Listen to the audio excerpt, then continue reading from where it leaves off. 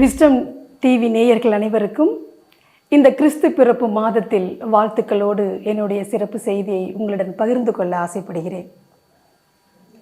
Christmas என்றாலே லூக்கா நற்செய்தி 2:10 பெரும் மகிழ்ச்சியூட்டும் நற்செய்தியை நான் உங்களுக்கு அறிவிக்க வந்துள்ளேன். தாவீதின் ஊரில் நமக்காக மீட்பர் பிறந்துள்ளார்.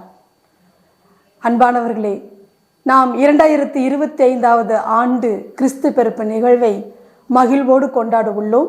இந்த வருடம் நம்முடைய திரு அவைக்கு யூபிலி ஆண்டு.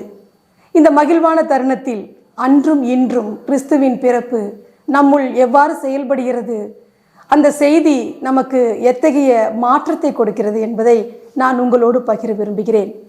2000 ஆண்டிற்கு முன் மக்களுடைய எதிர்பார்ப்பு அச்சம் சூழ்ந்த ஒரு சூழ்நிலை, அடிமைத்தனம்.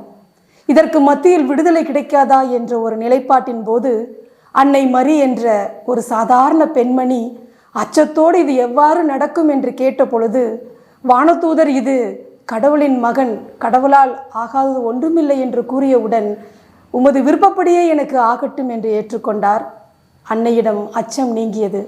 அதே செய்தி சூசையப்பரிடம் சென்ற பொழுது, மாதாவை ஒதுக்கிவிட வேண்டும் என்று நினைத்த அந்த மகனுக்கு அந்த வானதூதருடைய செய்தி இது கடவுளால் நடைபெறுகிறது என்று கேட்டவுடன் அந்த சித்தத்திற்கு அவர் அடிபணிந்து உடனே அந்த அச்சம் நீங்கி அன்னையை ஏற்றுக்கொள்கிறார்.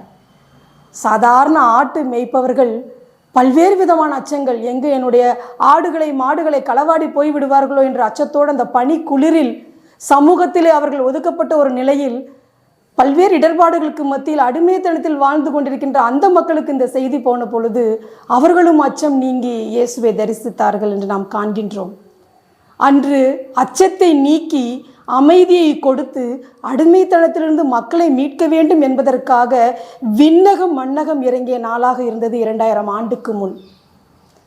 பல மாற்றங்களை ஏற்படுத்த வந்த ஒரு மிகப்பெரிய போராளியாக தான் நான் இயேசுவை இன்றும் பார்க்கிறேன்.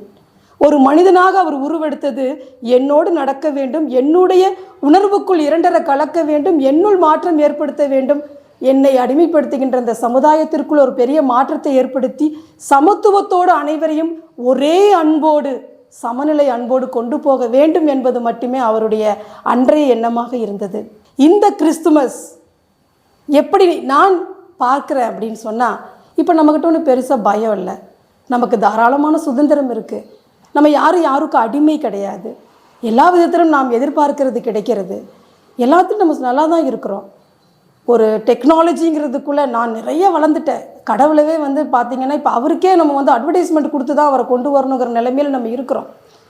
ஒரு மதத்தை ஒரு கிறிஸ்துவ உணர்வுகளை கோட்பாடுகளை கூட இப்போ பார்த்திங்க அப்படின்னு சொன்னால் ஒரு விஷுவல் ஜெனரேஷனாக இருக்கிறோம். மீடியாவில் கொண்டு வந்தால் தான் நம்ம நம்புகிறோம். அந்த நிலைமைக்கு நம்ம வந்துட்டோம். அப்போ இந்த இடர்பாடுகளில் இயேசுடைய பிறப்பு ஏதாவது மாற்றத்தை கொடுக்குமா அப்படிங்கிற ஒரு கேள்வி நான் உங்களுக்குள் வைக்கிறேன். இங்கே நான் இயேசு அப்படிங்கிற பொழுது இந்த தலைவர் இயேசு என்னுடைய கிறிஸ்தவத்தின் தலைவர்னு நான் பார்க்குற போது அவரை ஒன்றில் மட்டும் அடிக்க முடியாது. என்ன அப்படின்னா இந்த அன்கண்டிஷனல் லவ்னு சொல்லுவாங்க. எத்தனை தலைவர்கள் இருந்தாலும் ஒரு தாராளமான அன்பை, எதையும் எதிர்பார்க்காத ஒரு அன்பை கொடுத்த ஒரு தலைவர்னா அது இயேசுவாகத்தான் இருக்க முடியும். அந்த அன்பை நான் இன்றைய சமூகத்தில் பார்க்குற பொழுது அன்புனா என்னென்ன டெஃபினிஷனே தெரிய மாட்டேங்குது. ஸோ இன்றைய காலத்தில் அன்பு என்னென்னா, நான் ஒன்று கொடுத்தேன்னா எனக்கு ஒன்று திரும்ப கிடச்சிச்சின்னா தான் அன்பு. எல்லா சமூகத்திலையும் அந்த அன்பு அப்படி தான் இருக்குது. ஒரு பெற்றோரை எடுத்துக்கொண்டாலுமே ஒரு ஏதாவது கிடைக்குமான்னு தான் அவங்க ஒரு தன்னுடைய குழந்தைகளிடம் எதிர்பார்க்கிறார்கள். ஒரு கணவன் மனைவி அந்த எதிர்பார்ப்பு இல்லையா, அந்த உறவு முடிந்து விடுகிறது. ஒரு நண்பர்களுக்கு மத்தியில் அந்த எதிர்பார்ப்பு இல்லையா, நான் எதிர்பார்க்குற மாதிரி என் நட்பு இல்லையா, ஒரு முடிவு. ஒரு காதலர்களுக்கு இடையிலும் இப்படி தான் நடந்துட்டு இருக்கு. எத்தனை பிரேக்கப், எவ்வளோ டைவர்ஸ். அப்போ இந்த அன்புங்கிறது என்னன்னா, நம்ம ஒரு விதமான அன்பை பார்த்துட்டு இருக்கிறோம். அதுவும் நமக்கு நிறைய பார்த்தீங்கன்னா இந்த மீடியா அன்பு தான் நமக்கு காமிக்குது. நம்ம பார்க்குற அன்பு என்னன்னா, நன்மை தீமை இது ரெண்டு. சரி, நல்லது எனக்கு பிடிச்ச மாதிரி இருக்குதா, ஓகே, தீமையா அதை விட்டுட்டு போ, இது ரெண்டு பார்க்குறோம். இதை கடந்து சரி எப்படி இருந்தால் என்ன, நம்ம அன்பு செஞ்சால் என்ன அப்படிங்கிற ஒரு கேள்வியை கேட்குற பொழுது அது நடக்குமா அப்படின்னு நம்ம நிற்கிறோம். ஏன் நாம் மற்றவர்களிடம் எதிர்பார்த்து கொண்டே ஒருத்தரை அன்பு செய்ய வேண்டுமா? ஏன் எதிர்பார்க்காம அன்பு செஞ்சால் என்ன? இந்த எதிர்பார்க்காமல் நான் ஒருவரை அன்பு செய்யணும். ஃபார் எக்ஸாம்பிள், நான் ஜீசஸை கொண்டு வரேன். அவர் எதையும் எதிர்பார்த்து அன்பு செய்யலை. தன்னுடைய அன்பின் கடைசி ஆழத்தை காமிக்கிறதுக்கு சிலுவை வரைக்கும் ஏறினார், உயரவே கொடுத்தார். இதுதான் அவருடைய அன்பு. அவருடைய கூட்டத்தை பார்த்தீங்கன்னா நல்லவங்க இருந்தாங்க, கெட்டவங்க இருந்தான், பணக்காரர் இருந்தான், பதவியில் இருந்தவன் இருந்தான், ஏழை இருந்தான், நோயாளி இருந்தான், ஒதுக்கப்பட்டவன் இருந்தான். எல்லாற்றுக்குமே பகிரப்பட்டது ஒரே விதமான அன்பு. இந்த அன்பை கொடுப்பதற்காக மட்டும்தான் தனிப்பட்ட முறையில் நம்ம அழைக்கப்பட்டிருக்கிறோம். ஆனால் இந்த அன்பை நம்மளால் கொடுக்க முடியுதா? நான் இங்கே உட்கார்ந்து உங்கள்கிட்ட பேசுகிறேங்கிறங்கிறக்காட்டிக்கு நான் யோகியம் நான் சொல்ல வரல. திருச்சபையில் இருக்கிற அழைக்க பெற்ற நானும் சேர்த்து சொல்கிறேன், நம்மால் அந்த அன்பை கொடுக்க முடிகிறதா? நமக்குள்ள எத்தனை பாகுபாடுகள், எத்தனை எதிர்பார்ப்புகள்.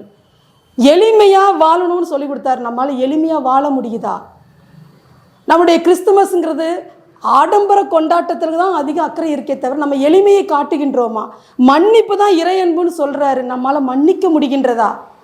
என் பக்கத்து வீட்டுக்காரனை என்னால் நேசிக்க முடியுதா? என் தாய் தந்தையரன் என்னால் அன்பாக பேச முடியுதா?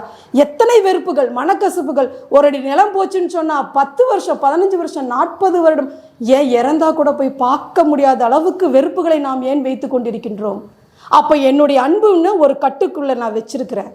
எனக்கு கிடைச்சா நான் கொடுப்பேன். ஸோ எனக்கு பணம் கொடுத்தாங்கன்னா நான் அவங்களை அன்பு செய்வேன். எனக்கு வேண்டியதை ஒருத்தங்க செஞ்சாங்கன்னா நான் அன்பு செய்வேன். எனக்கு இருக்கிற உறவுகள் என்னை எப்பொழுதுமே நல்லபடியாக பார்த்துக்கிட்டாங்கன்னா அன்பு செய்வேன். எனக்கு உரியதை செஞ்சாங்கன்னா அன்பு செய்வேன்.